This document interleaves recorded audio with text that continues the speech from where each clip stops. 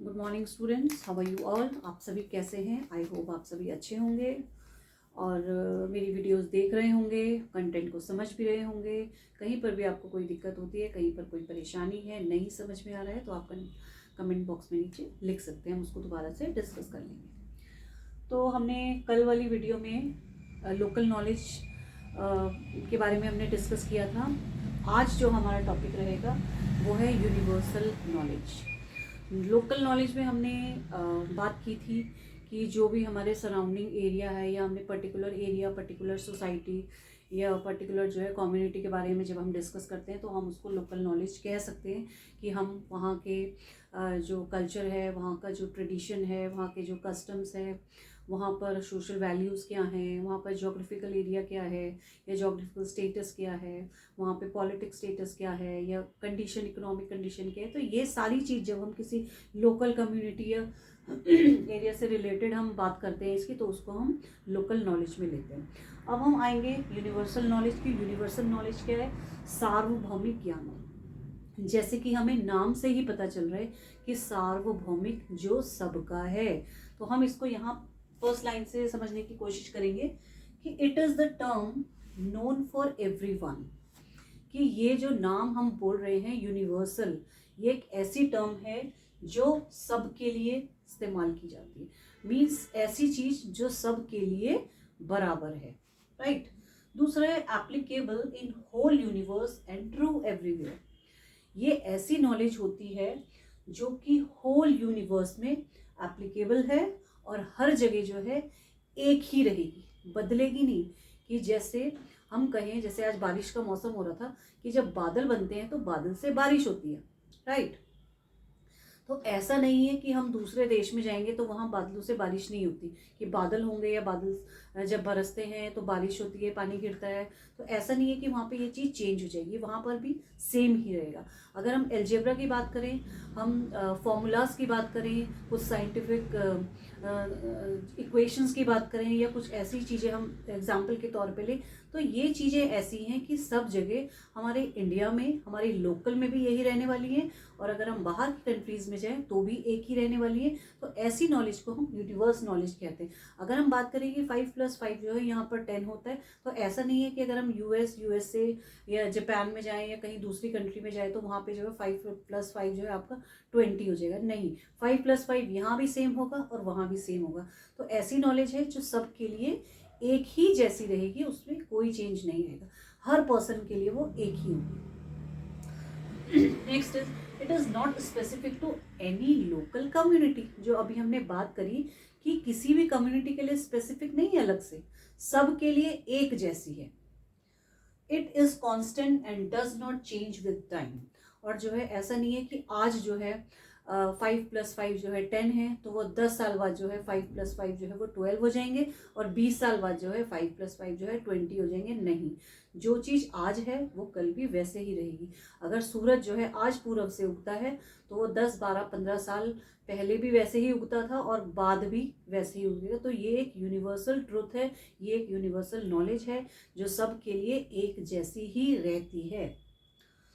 Everything is explained logically. ये जो है लॉजिकली एक्सप्लेन की जाती है। It is same for everyone irrespective of caste, community और सोसाइटी। और सभी के लिए एक जैसी है, चाहे वो कास्ट के लिए हो, चाहे वो कम्युनिटी के लिए हो, चाहे वो सोसाइटी के लिए हो। और इसमें बेस्ड ऑन फैक्ट्स है, ये फैक्ट्स पर ही रिलेटेड होती है।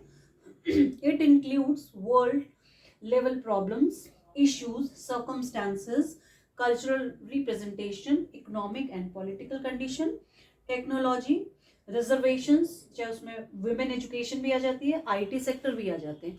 तो ये तो हमारी यूनिवर्सल नॉलेज है। अब हम इसको थोड़ा सा एक एग्जाम्पल के थ्रू डिस्कस करने की कोशिश करेंगे कि जैसे आपके कोई फ्रेंड सर्कल में आपकी कोई फ्रेंड है, बहुत अच्छा पढ़ती है वो, ये बहुत अच्छे नोट्स बनाती है, तो आप उसको क्या कह सकते हो? आप कोशिश करोगे कि वो आपको नोट्स दे दे, या आप कोशिश करोगे कि मैं ये देखूं कि उसने अपने नोट्स में क्या लिखा है। तो आप क्यों करोगे ऐसा?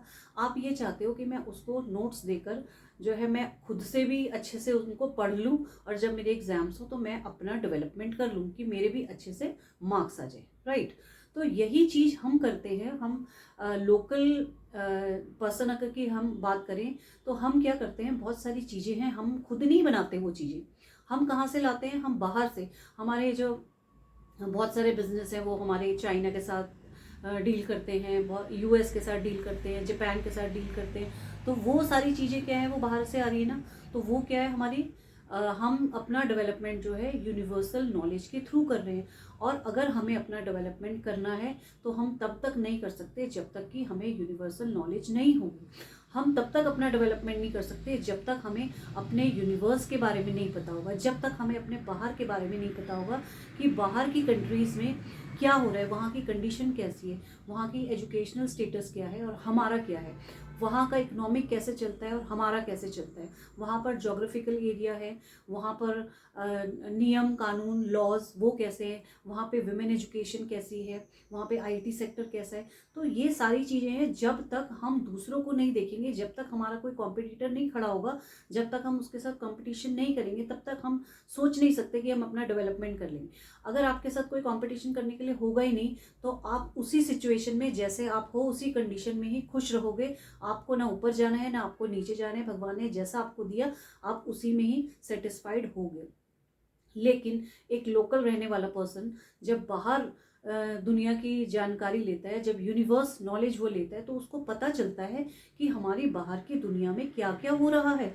और उस तक उनको अप्लाई कहाँ करता है, वो उनको सीख कर वो अपने लिए अप्लाई करता है कि मैं उनको सीख कर खुद का डेवलपमेंट करूं। जैसे कि अगर हम एक एग्जांपल लें, अगर 1947 से पहले की बात करें तो हमारे कॉन्स्टिट्यूशन के निर्माता जो है भीमराव अंबेडकर जी थे, राइट। अब उन्होंने कॉन्स्टिट्यूशन कैसे लिखा, क्या उन्होंने खुद लिखा, अपने लोकल नॉलेज के थ्रू लिखा? नहीं, वो उन्होंने तब लिखा, वो पहले शिक्षित तो थे, शिक्षित हुए वो, उन्होंने जो है शिक्षा लेने के लिए भी और दूसरे देशों में जो है घूम घूम कर हर जगह, चाहे वो राज्य हो चाहे वो कंट्रीज हो, पूरी कंट्रीज में वो घूमे। उन्होंने वहाँ पर हर कंट्री का, हर जगह का अलग अलग जायज़ा लिया। उन्होंने देखा हर कंट्री में जाके कि यहाँ पर इनकी इकोनॉमिक स्टेटस क्या है, यहाँ पे विमेंस की एजुकेशन क्या है, यहाँ पर लोगों को क्या क्या अधिकार दिए गए हैं, लोग यहाँ पर कैसे खाते हैं, क्या अर्निंग है उनकी, कैसे उनकी लिविंग होती है, कैसे वो अपने एम्प्लॉयमेंट उनका कैसा है, और कैसे जो है वहाँ पर जो है ये कल्चरल रिप्रेजेंटेशन उनका कैसा है, उनके इश्यूज क्या क्या हैं, उनके सर्कमस्टांसेस क्या क्या हैं, उनकी टेक्नोलॉजी कैसी है वहाँ पर। तो ये सारी चीज़ें उन्होंने देखी और उनको वहाँ पर लोगों को क्या क्या अधिकार दिए गए हैं, क्या क्या सुविधाएं दी गई हैं, ये सब चीज़ें उन्होंने बाहर दूसरे देशों में जाकर देखी, सीखी और फिर उनको अपनी कंट्री में वहाँ पर मंथन किया उन सब चीज़ों का मिलकर सब लोगों के साथ। और फिर वहाँ पे उन्होंने अपने देश के लोगों के लिए वो पॉलिसी अपनाई और हमारे कॉन्स्टिट्यूशन पर विचार किया और बनाया। उसमें उन्होंने फिर उनको लगा कि हमारे बाहर के देशों में क्या हो रहा है और हमारे देशों में हमारे लोगों के लिए क्या हो रहा है, हम अपने वहाँ अपने देशों के लोगों के लिए क्या अधिकार हम उनको दे सकते हैं और क्या उनको देने चाहिए और क्या उनके राइट्स हैं जो उन्हें एक्चुअली मिलने चाहिए। तो ये सब चीज़ें वो बाहर से सीख कर है। तो जब तक उन्होंने बाहर नहीं देखा, बाहर की कंट्रीज यूनिवर्सल नॉलेज उन्होंने नहीं ली, तो तब तक जो है वो अपना कॉन्स्टिट्यूशन भी नहीं लिख पाए। जब उन्होंने सारा जायज़ा लिया, वहाँ का डेवलपमेंट देखा, उसी डेवलपमेंट को देखकर उन्होंने अपने देश का डेवलपमेंट किया। यहाँ पर उन्होंने फिर उसके अपने कॉन्स्टिट्यूशन में जो है लोगों को अधिकार दिए, आरक्षण दिए और विमेन एजुकेशन को बढ़ावा दिया, SC STs के लिए बहुत सारा काम किया। तो सारे प्रोविजन उसमें लिखे गए कि कोई भी व्यक्ति जो है अशिक्षित ना रहे, हर व्यक्ति को किसी भी तरीके से जो है उनको शिक्षित किया जाए। तो ये सारी सुविधाएं हमें तब मिली जब उन्होंने बाहर से यूनिवर्सल नॉलेज प्राप्त की। तो हम भी इसी तरीके से हैं कि जब तक हम अपना डेवलपमेंट नहीं कर सकते, लोकल नॉलेज तो ठीक है, लोकल नॉलेज तो हम जानते ही हैं, लेकिन जब तक हम यूनिवर्सल नॉलेज नहीं लेंगे, हमें नहीं पता होगा कि बाहर क्या क्या हो रहा है, तब तक हम अपने आप में नहीं सोचते। बहुत सारी चीज़ें हम बाहर से ही लेते हैं, अच्छी चीज़ें हम बाहर से एक्सेप्ट करते हैं और उनको हम अप्लाई करते हैं और तब हम अपना डेवलपमेंट करते हैं। तो इसीलिए भी यूनिवर्सल नॉलेज हमारे लिए बहुत ज़रूरी है, राइट। तो ये थी आपकी और ये हमने इनके जो है कैरेक्टरिस्टिक्स भी आप इनको कह सकते हो कि जैसे इट इज़ नोन फॉर, ये सबके लिए है, एवरीवन है, यूनिवर्स है, ट्रू फॉर एवरीवन है, लोकल कम्युनिटी हो या कोई भी हो, सबके लिए स्पेसिफिक, किसी के लिए नहीं है, सबके लिए एक जैसी है, कांस्टेंट है और चेंज नहीं होती है बिल्कुल भी, और लॉजिकली एक्सप्लेन किया जाता है इसको, same for everyone irrespective of caste, community और society. It includes world level problems, उसमें इश्यूज आ जाते हैं, सर्कमस्टांसेस हो गई, कंडीशंस हो गई, टेक्नोलॉजी हो गई, विमेन एजुकेशन हो गया, उनका आईटी सेक्टर हो गया, उनका इकोनॉमिक हो गया, पॉलिटिकल हो गया और उनके लॉज हो गए। तो ये सारी चीज़ें जो है हमारी यूनिवर्सल नॉलेज में इंक्लूडेड हैं।